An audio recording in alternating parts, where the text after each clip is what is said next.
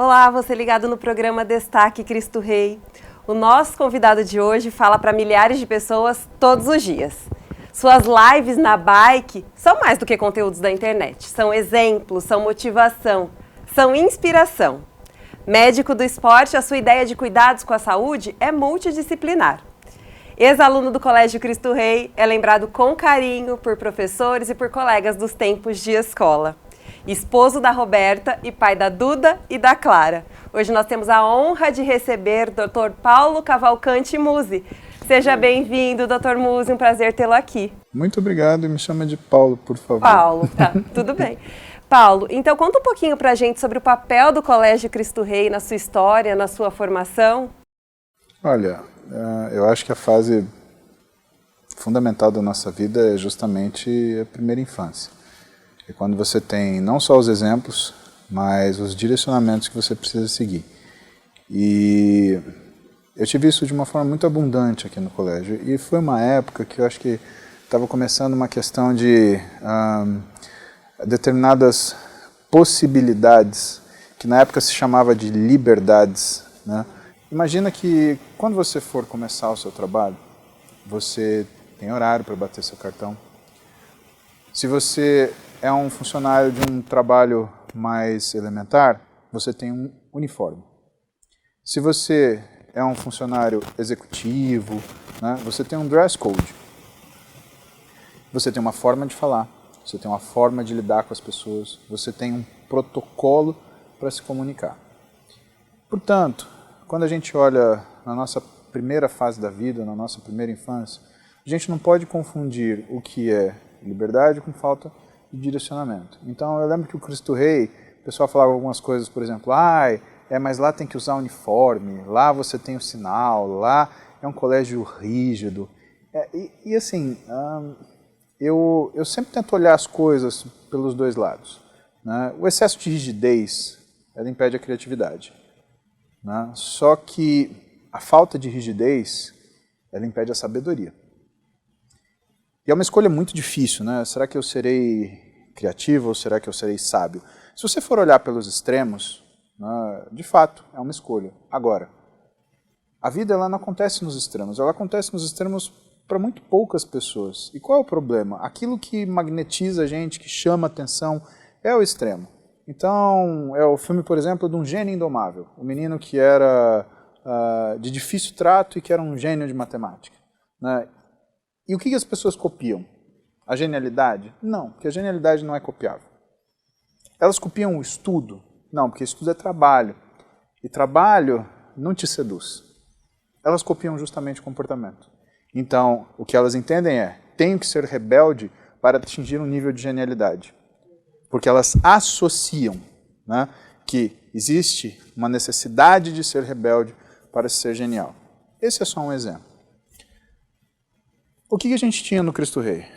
A gente tinha no Cristo Rei regras, que são importantes, porque a gente vai seguir ao longo da nossa vida, e nos era dado um exercício muito curioso, que era você, dentro das regras, exercer a sua criatividade, exercer a sua individualidade, exercer a sua personalidade.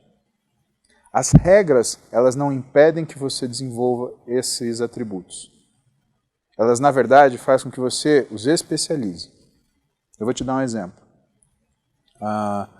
Hoje a gente tem uma mídia, né, que é o Twitter, né, e que você tem 200 caracteres para você exprimir uma ideia completa. Ora, isso é uma regra. Você não pode escrever 201. Você tem até 200 para contar uma história, para dividir um acontecimento, para exprimir uma emoção. E essa regra, ninguém questiona.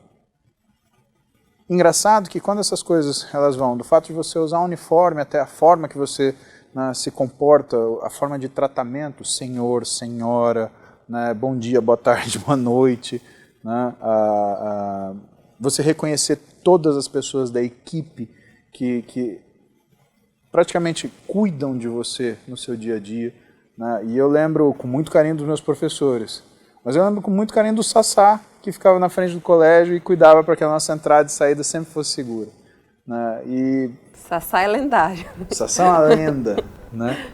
E ia ser um crime se eu viesse aqui falar com você e não lembrasse do Sassá, né, que estava com a gente todos os dias, na entrada, na saída, faça chuva, faça sol, e ele sempre recebia a gente com um sorriso. E acho que a formação que o Cristo Rei me ofereceu, ele me deu regras que me fizeram pensar como trabalhar entre elas, e isso não me torna um genial, não me torna um sábio, mas me torna aquilo que acho que é mais precioso para um país, me torna um cidadão. Eu sei por onde me mover, eu entendo qual é a minha liberdade, eu entendo qual é a minha responsabilidade, eu entendo qual é a minha obrigação. Dentro dessas coisas, eu descobri na vida o que era o meu propósito.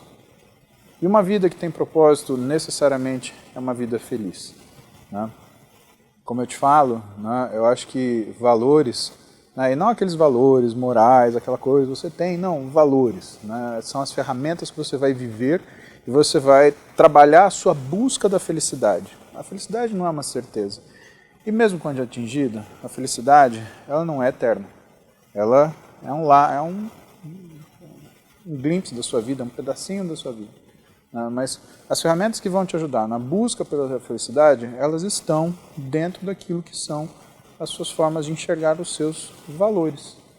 Então são coisas muito simples e muito óbvias. Pode ver que as pessoas que elas não têm valores ou têm valores deturpados, elas, como se elas tivessem uma raiva interna. A única coisa que elas distribuem, e a gente observa isso, eu sou um crítico de rede social, né, eu observo o comportamento das pessoas, né, e eu observo muito isso, que as pessoas que não têm valores, o que elas distribuem? O que elas distribuem na rede social? Elas distribuem frases de ódio, né, hates, comportamentos reprováveis, né, agressões, e a gente começa a observar que elas até aprendem como fazer isso para não serem culpadas, para não serem, por exemplo, responsabilizadas por aquilo. E é tão mais fácil você viver numa sociedade, num ambiente, num grupo, onde existem regras de comportamento, onde você não está cuidando só da pessoa que está na sua frente, está cuidando de você à medida que essa pessoa que está na sua frente, ela também vai trabalhar em cima dessas regras para você. E eu acho que isso sempre foi muito claro no Cristo Rei, isso sempre foi muito precioso. E eu lembro que até as broncas que a gente tinha quando a gente ia para a sala da diretoria eram justamente para a gente não se sentir menor nem culpado, mas a gente se sentir orientado. Né? E o que eu acho mais engraçado? Conforme o tempo ia passando e essas coisas solidificavam dentro da gente, a gente tinha cada vez mais vergonha e menos surpresa. Surpresa você tem quando você é pego desatento a uma situação que você deveria fazer.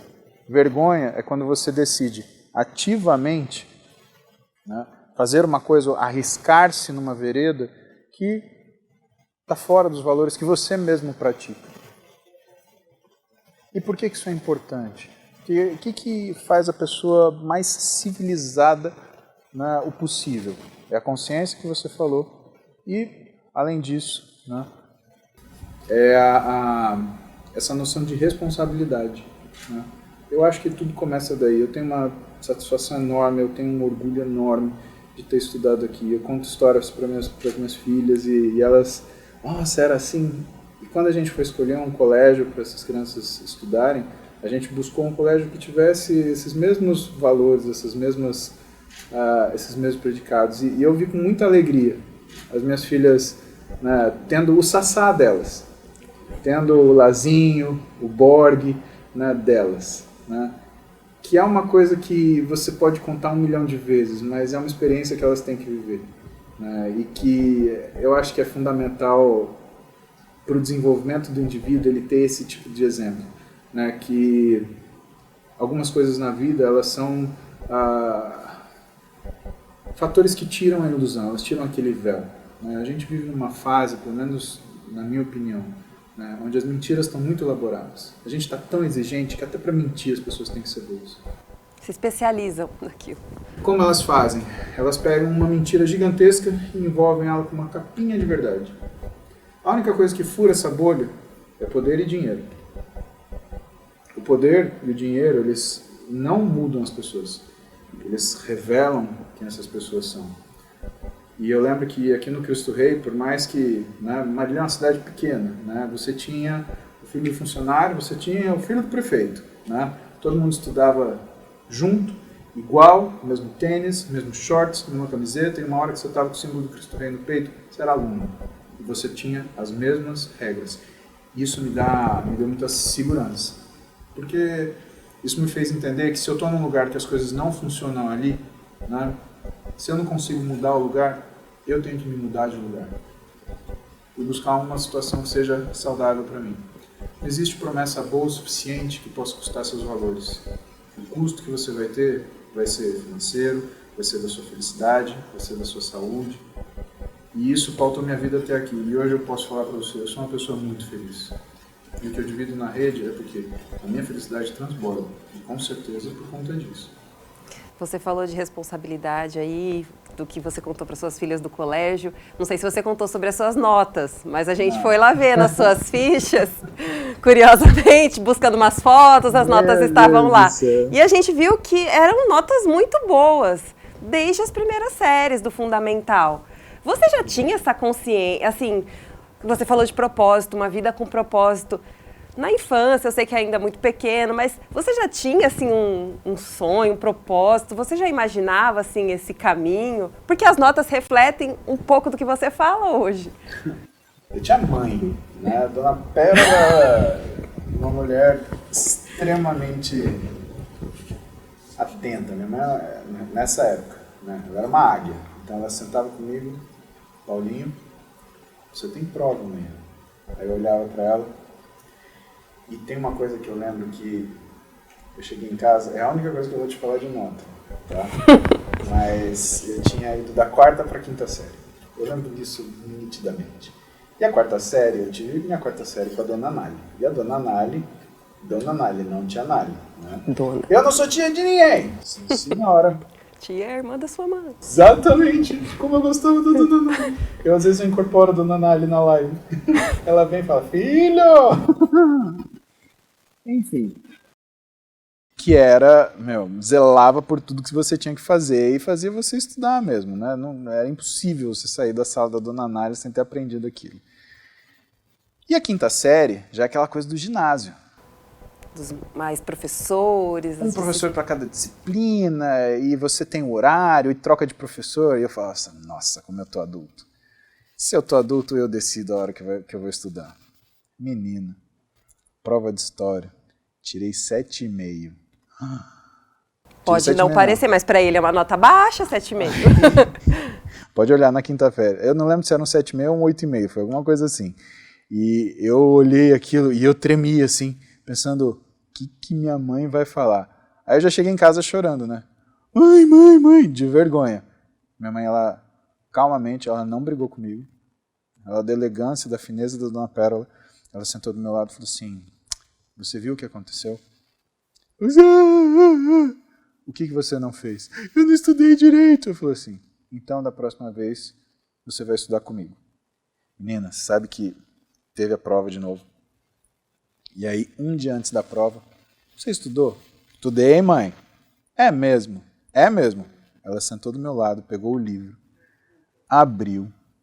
Ela falou, Pedro Álvares Cabral descobriu o Brasil em... Aí ela, quem descobriu o Brasil? Aí eu olhei para a cara dela, oi? Pedro Álvares Cabral. 22 de abril, quando? 22 de abril. Ela tomou frase por frase do livro de história. E aí eu entendi o seguinte, que se eu não tomasse conta daquilo que eu precisava fazer, ia vir o mundo e me dar uma chinelada. Que eu acho que é função dos nossos pais também, né? E eu acho que de uma forma muito delicada, minha mãe mostrou que o mundo pode ser muito rude. E você pode achar que o mundo é realmente muito rude, mas você sempre vai se surpreender porque ele é muito mais rude daquilo que você imagina. Naquele momento, minha mãe estava fazendo o papel do mundo, olhando para mim e falando, eu vou tomar para você frase por frase para você entender o que é a responsabilidade que você tem. Agora, nada se compara à sensação que eu tive quando eu peguei aquela nota que não era normalmente dentro daquilo que eu costumava me aplicar para tirar. O mundo é basicamente aquilo que a gente acha dele, né? E aquilo que a gente acha do mundo é também a forma da gente descobrir e acessar o nosso próprio vexame, quem nós somos, a nossa identidade. E quando você descobre que você faz uma coisa e que o custo dela é tirar um pouquinho da sua identidade, você faz qualquer coisa para retomar. Você não está discutindo o que você parece, você está discutindo quem você é. E eu simplesmente não era aquele menino que tirava aquela nota. E a educação que a minha mãe me deu foi justamente de preservar a minha identidade. E principalmente, olhar para a minha identidade como uma forma de saber o meu valor. Eu aprendia com a minha mãe, eu exerci isso na escola. Eu aprendia na escola e eu especializava isso com a minha mãe. É muito difícil hoje você achar um lugar que não queira educar o seu filho para você. E eu te falo isso porque no Colégio das Meninas, né, que é um colégio excelente, um dos melhores colégios de São Paulo, com certeza. Porque se tem uma coisa que eu e minha esposa a gente investiu e investe é na educação delas. A gente tem certeza que isso é a única coisa que a gente pode deixar de firme para elas, de palpável. Né? Mas ainda assim, às vezes, por conta de São Paulo e por conta de todos os pais trabalharem de manhã até a noite, né, isso é uma realidade. Existem dias que eu saio da minha casa e ninguém acordou, eu volto para minha casa e todo mundo está dormindo. Né? A escola se vê obrigada, dentro dos seus educadores, em também, né, entregar alguns princípios morais. Agora, não necessariamente esse princípio ele é igual ao dos pais que estão em casa. As escolas fazem o melhor. Né?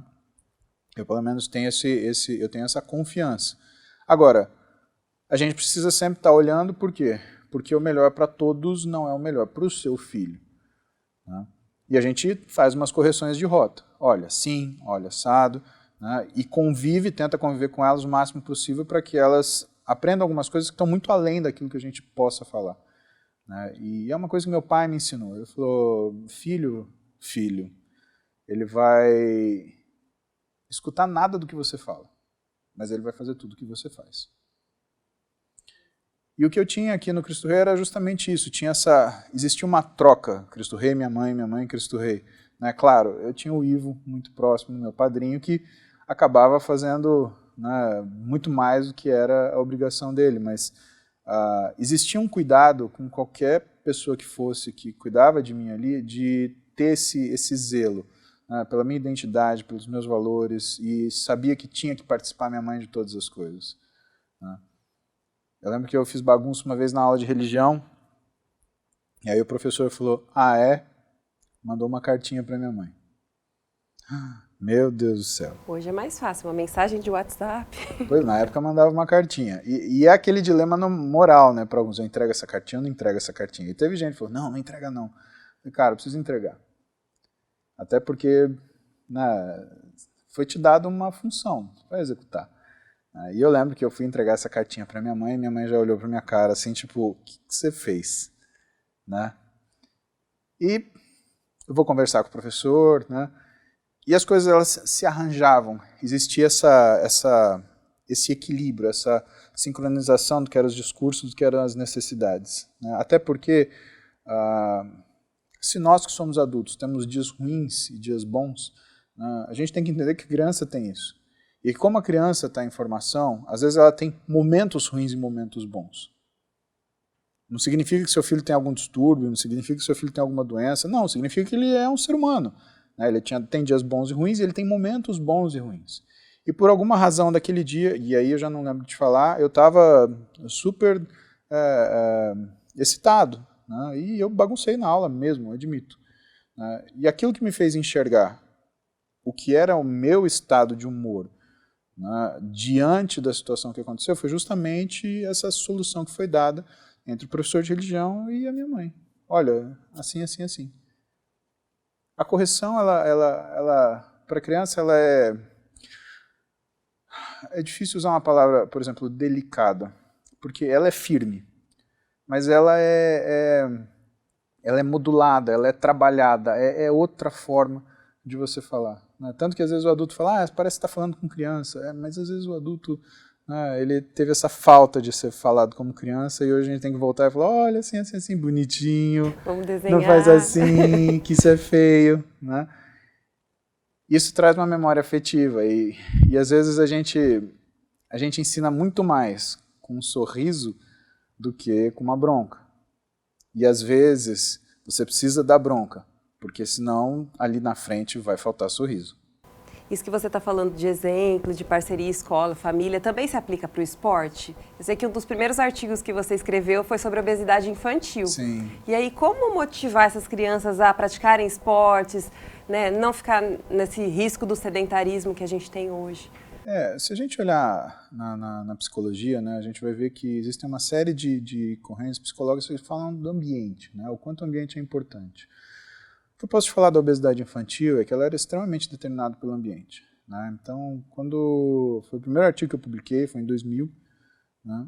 E a gente trabalhava numa equipe multidisciplinar, eu fazia o papel do médico, eu trabalhava com uma psicóloga, um profissional de educação física e uma nutricionista. Né? E eu aprendia muito observando como esses profissionais trabalhavam. Né? E o que eu entendia que a psicóloga ela tinha muita dificuldade, porque a obesidade infantil ela não é uma doença que a criança procura. Não é a criança que escolhe o menu da casa, faz a compra do mês e determina como vai ser feito e preparado aquele alimento. E a gente começava a observar umas estatísticas que eram umas estatísticas preocupantes. Né? Como na época, por exemplo, obesidade genética, né? 5%. Quando você tinha uma criança que tinha pais e mães obesos, se ela tivesse um dos dois obesos na adolescência, a chance dela ser um adulto obeso era de 80%. Se os dois fossem obesos, 95%. E como que a gente começou a abordar isso? Né? E o meu trabalho era... O que era o meu trabalho? A gente não ia tratar mais a criança, a gente ia tratar o pai e a mãe. E a gente cuidou de 44 pais e mães, né? E observamos o quê? Que teve um sucesso, um êxito de 85%. E todo tratamento de obesidade infantil... E êxito, entenda, né? Isso é da metodologia do trabalho. Né? Muitos trabalhos relatavam como êxito simplesmente a criança não ganhar mais peso, mas existiam crianças que tinham muito alto peso para a idade. Né? Então, não ganhar mais peso, mesmo que ela crescesse 2 metros, ela ia estar acima do peso. Né? Então, como que você fazia isso? Né? E a resposta que a gente teve é, a gente contou os drop-offs, né? E a gente contou como se fosse falha do tratamento. Né? E o que houve de falha foi justamente os drop-offs, 15% dos grupos de pai e mãe que abandonaram. Por quê? O pai e a mãe não queriam fazer dieta. O pai queria sentar com o filho, comprar uma pizza e pegar um moleque de 8 anos e fazer ele comer 4 pedaços de pizza enquanto ele come mais 4. Né? A mãe, ela queria dar a comida para a criança porque para ela era o afeto que ela não conseguia entregar porque ela trabalhava fora. Né? Coisa que depois, né, a gente desenvolveu também, né, dentro daquele ambiente, mas muito mais para o lado da psicologia, que a gente chamou de síndrome da mãe idosa. Né? Então, uma mãe mais velha, ela tinha menos tempo com a criança, porque ela tinha muitas responsabilidades, aí ela usava o quê? Usava o alimento como se fosse moedas de carinho e atenção. Olha, eu não posso estar aqui, mas toma esse chocolate. Olha, eu não posso estar aqui, mas toma esse salgadinho de pacote. Né? Quer queira, quer não, o alimento ele causa uma resposta de recompensa. Né? Só que o que isso faz ao longo da vida? É uma obesidade que é aqui, que não é aqui. Por quê? Porque a criança ela aprende a usar o alimento como se fosse uma recompensa. E isso não é uma questão de vício, porque tem muita gente que fala, o vício do açúcar, o vício do alimento. Não, o alimento não vicia, você precisa viver para você comer. Né? Aliás, você precisa comer para você viver. Né? Você não precisa fumar para você viver, você não precisa consumir álcool para você viver, você não precisa usar droga para você viver, mas você precisa comer para você viver. Isso quer dizer que o alimento ele não vicia. O comportamento da busca da recompensa através do alimento, isso é uma coisa que causa um processo de hábito e que depois é muito difícil ser quebrado. Bom, agora mudando um pouquinho de assunto, a gente está na fase de vestibulares. Os alunos vão começar aí, inclusive daqui 2 semanas tem prova da Unicamp. Eu queria saber um pouquinho do seu processo de escolha, se foi difícil escolher a sua profissão, se a medicina sempre fez parte dos seus planos e como foi o processo de preparação para chegar nas provas, de fato. Eu não sei te dizer quando, mas a medicina ela sempre me seduziu. Eu dei muita importância para a medicina um dia que eu estava, acho que no ginásio já, e eu fiquei muito doente. Né? Eu tive uma gastroenterocolites aguda. Né? E minha mãe ficou muito preocupada, só que eu estava passando tão mal que ela não conseguia me tirar de casa. Né? E gastroenterocolites aguda, você tem uma perda de líquido muito intensa, desidrata, então você fica, realmente você não consegue se mexer. Bom, você vê uma criança, né, numa fase escolar, que ela não consegue levantar da cama, tá com a pele seca, o olhar encovado, perdido, né? Uma mãe apavora, minha mãe apavorou. E aí o que eu fiz? Eu liguei pro Jaime, que era meu melhor amigo na escola naquela época, né? A gente era tudo novinho, e o Jaime falou, peraí que eu vou ligar pro meu pai. Dr. Glaucio, Coelho de Azevedo, cirurgião de coluna, largou o que ele estava fazendo e foi socorrer o amigo do filho. Né? Eu lembro que ele entrou em casa, a gente morava num apartamentinho pequenininho, lá no Residencial Palmares, e eu olhei, tio Glaucio, né? Ele médico, né? Ele estava todo de branco. Ele falou assim, peraí filho, que você já vai melhorar. Aí ele me deu uma injeção, né, de Implasil, segurou a náusea, eu consegui ficar normal, né? Dali a alguns minutos, aí eu vi ele orientando minha mãe, olha, Pérola, você faz isso com o Paulinho, assim, assim, assado. E assim, na minha cabeça, eu falei, nossa, mas o tio Glaucio é ortopedista. Como ele sabe tratar uma coisa dessa? E assim, quando você é criança, você olha essas coisas, você acha que você vai morrer, né? Você tem uma espinha, você fala, oh, é pior que um tumor. Né? Mas nesse caso, o que aconteceu foi que eu vi que o ato de ser médico, ele ia muito além daquilo que você achava que era um médico formado naquela especialidade. Que existem coisas que não é nem o papel que ele presta, mas é o socorro. Porque ele age naquela hora onde ninguém mais vai agir. Né? O médico que é o cara que vai dar um choque de 360 joules no peito da pessoa se ela estiver morrendo. É o cara que vai abrir a barriga dela porque não tem mais nada para fazer. É o cara que vai pegar o osso e botar no lugar e parafusar porque é o certo para fazer. E isso, sabe, chamou muito a minha atenção e acendeu uma luzinha. Pô, é isso que eu quero fazer. Né? Como eu te falei, coisa importante da nossa vida é ter propósito. Né?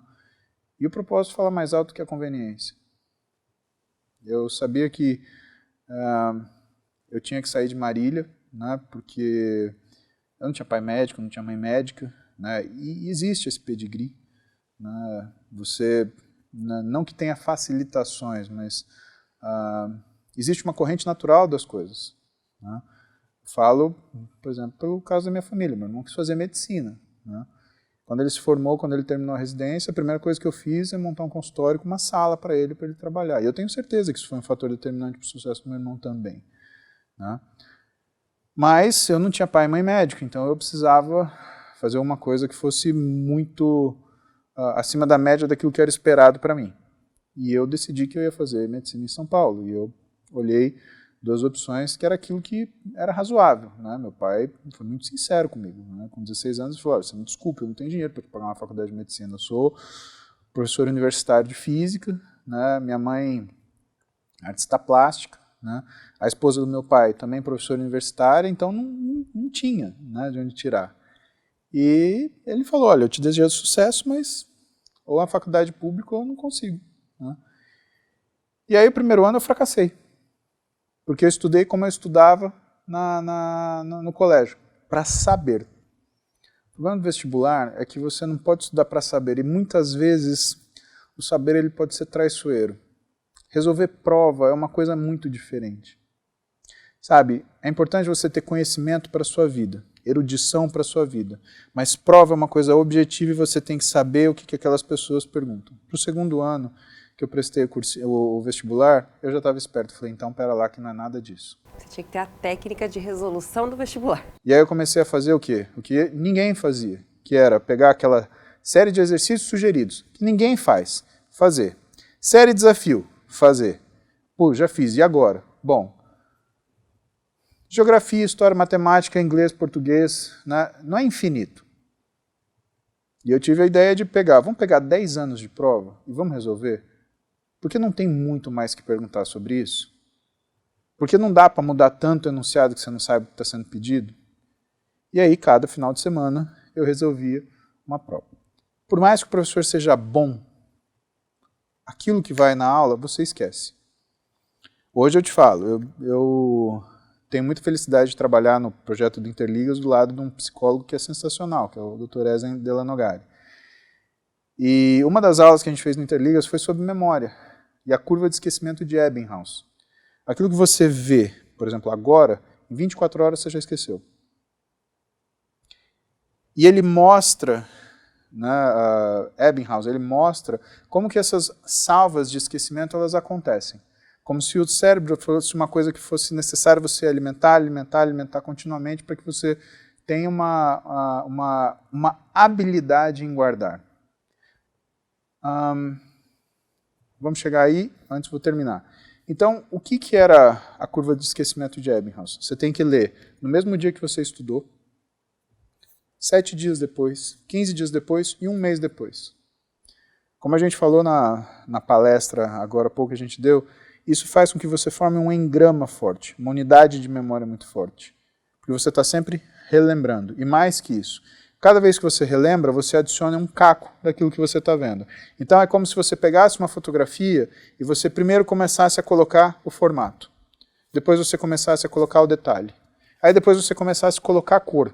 Aí depois você começasse a colocar a sombra. Aquilo vai virando uma memória complexa que para você esquecer uma coisa, você tem que esquecer outra. E o que é interessante? O processo do esquecimento é ativo. Você gasta energia para isso. Chega uma hora que você formou uma informação tão elaborada que para você esquecê-la é mais difícil do que para você lembrá-la. É a hora que você realmente aprendeu aquilo. Então, trata-se não da técnica só de estudo, como você vai ler alguma coisa, ler com atenção, mas como você vai relembrar dela depois. E eu acho que isso para o vestibular ele é fundamental, porque muitas coisas, né, que acontecem na prova não são provas de conhecimento, são provas de força. Para mim, o vestibular ele é uma prova emocional. Porque se a gente pegasse e entregasse a prova para um aluno e falasse o seguinte, você tem todo o tempo do mundo que você quiser para resolver essa prova. Eu acredito que todos teriam notas parecidas. Não necessariamente máximas, mas parecidas. E talvez as pessoas que obtivessem notas máximas num intervalo de tempo predeterminado, de 4 horas, que era o que a gente tinha, talvez caíssem suas notas quando elas tivessem mais tempo que isso. Por quê? Porque elas não seriam obrigadas a tomar uma decisão. E aí elas iam fazer o quê? Elas iam pegar perguntas, eu estou entre a A e a B. Eu estou entre a C e a D. E o que elas iam fazer depois que elas marcassem? Iam voltar na pergunta e mudar. Pode perguntar para um monte de gente, nossa, eu errei essa questão, eu tinha marcado certo, eu mudei. Então tudo que foge da regra da técnica de resolução da prova é ruim. Reler a prova é bom? Depende. Você vai reler para mudar alguma coisa ou você vai reler para checar o que você fez? Se você não conseguiu resolver uma coisa, pula, vai para outra. Mas evita ficar mastigando aquilo sem tomar decisão. E quando tomar decisão, não mexe. E aí a última coisa que eu fiz, e que não tem fundamento nenhum isso que eu vou te contar. Não repita isso, tá? O pessoal já está todo mundo com a canetinha na mão para anotar. A gente tinha 80 questões. A FUVEST, na minha época, ela era em 2 fases, né? 2 dias a primeira fase. Você tinha 80 questões. E o que eu imaginei na minha cabeça? Bom, se eu tenho 80 questões, eu vou ter o mesmo número de letras A, letras B, letras C, letras D e letras E. Pelo simples fato de que, se existir algum desvio na quantidade dessas respostas, né, isso pode criar um desequilíbrio para o cara que é chutador ele ser favorecido. E aí, quando eu terminava a prova, o que eu fazia? Eu via quantas letras A eu marquei, quantas letras B, quantas letras C, quantas letras D eu marquei. Dentro, claro, de cada área. Então, eu tinha, 20 questões de matemática. Né? 20 questões de matemática, eu tinha pelo menos 4A, 4B, 4C, 4D, 4E. Então, eu sabia que se eu não tivesse um resultado consistente ali, eu tivesse uma variação, isso ia ter uma chance. Você ia reler a questão e repensar. E essa questão que eu fiquei muito em dúvida, se eu não soubesse nada, eu ia chutar, mas com base na estatística. Quer dizer, até para ser burro você precisa ser inteligente. Elaborou uma estratégia. Até para a gente fazer bobagem, a gente tem que inventar um jeito, um processo. Bom, o que eu posso te contar de história? Eu fui uma das notas mais altas de física na primeira fase. Física era um negócio assim, o pessoal zerava com essa facilidade. Mas você é filho de físico. Se passasse na genética ia ser uma delícia, mas olha, eu vou te falar que não tem a menor condição, menor. A conversa minha do meu pai é coisa que não tem pé nem cabeça, começo nem fim. É exatamente como física, né? Supõe um universo que é infinito, começou e não tem começo. Não tem começo, como que é isso? né? Ah, estava lá. Que interessante isso, pai. Né? Vamos voltar nisso. Mas, enfim. E eu fiz essa conta, física, eu fiz 17 pontos dos 20. E matemática, que eu tinha zerado, tá? Na primeira vez que eu prestei. Mentira, eu fiz 2. Mas assim, 2 e 0 é tipo, foi o rabo. Né? Não tem nada, tipo, não dá pra zerar. Fiz 2, tá? Mas conta como zerado. Eu acertei 100%, eu fiz 20. Eu tirei 10 de matemática na segunda vez. Que é aquilo que você fala onde você tem mais dificuldade, que é onde você Onde mais... você vai apertar. Existem 2 correntes que falam nisso, né? Não perca tempo tentando ser ruim, né? Ficar menos ruim. Gaste tempo tentando ser ótimo, ficar excelente. Tem fundamento isso? Eu acho que para algumas coisas na vida. Mas quando você tem situações que precisam de equilíbrio, você pode ser excelente numa área, mas se você for ruim em outra, acabou. Eu vejo a medicina assim. Não te adianta ser excelente em alguma coisa e ser péssimo da outra.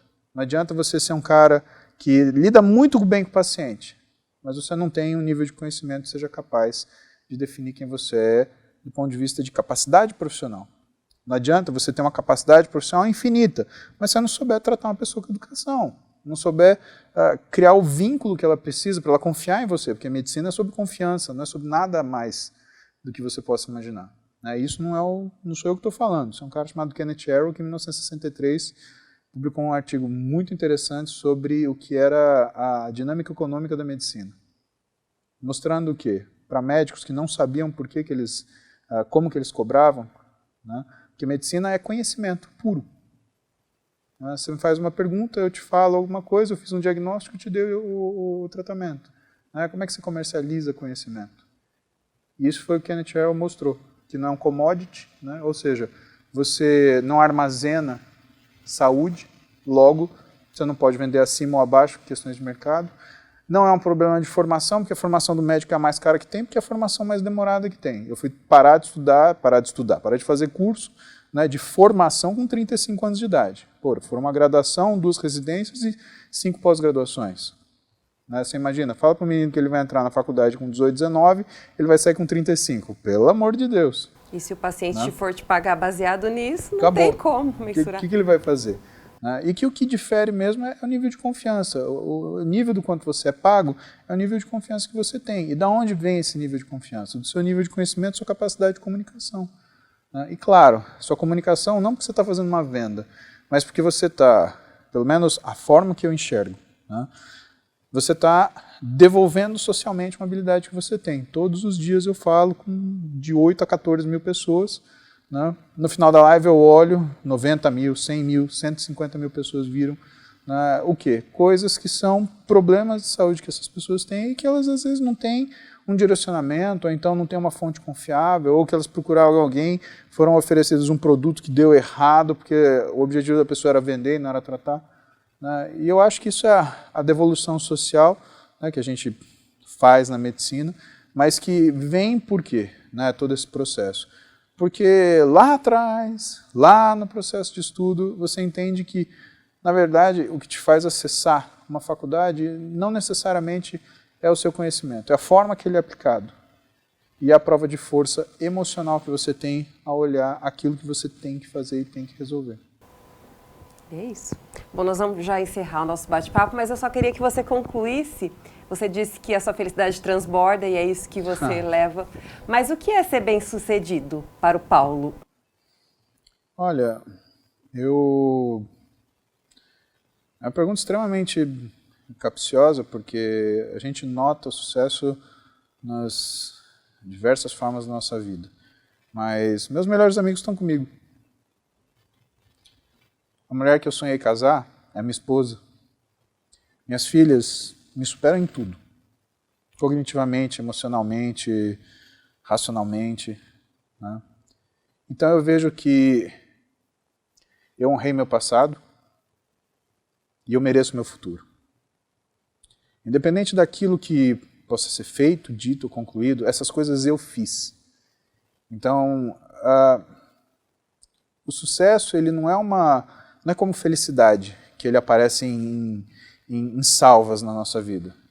É a consolidação de uma série de felicidades, que na verdade formam a sua história.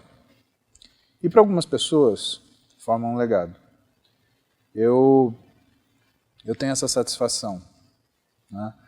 E ainda que seja o legado de ter sido o cara da bicicletinha, eu tenho certeza que eu fiz com uma bicicletinha o que muita gente não conseguiu fazer com uma tonelada de dinheiro ou com uma quantidade incontável de poder. E por mais anedótico que possa parecer, eu prefiro a minha bicicletinha. E eu tenho muito orgulho de ter estudado aqui no colégio e saber dar valor e reconhecer isso. Nossa, o orgulho é todo nosso. Ouvir o nosso ex-aluno falar dessa forma nos enche de orgulho e satisfação. E continue com a sua bicicletinha, Sim, senhorita. por favor, para que a gente possa continuar vendo seus conteúdos e se inspirando aí nas manhãs. Com muita satisfação. Muito obrigada por esse bate-papo, muito obrigada por ter estado no Colégio Cristo Rei nessa noite. A gente viu um ginásio cheio de pessoas querendo te ouvir. Isso é muito bom. Isso muito é obrigada pela emocionante, presença. na verdade. Eu que agradeço, sempre que eu puder, à tua disposição. É uma emoção muito grande, de verdade. Eu estou muito feliz. Obrigado. Nós aqui estamos, eu que agradeço. Obrigada a você por ter acompanhado esse nosso bate-papo e até a próxima.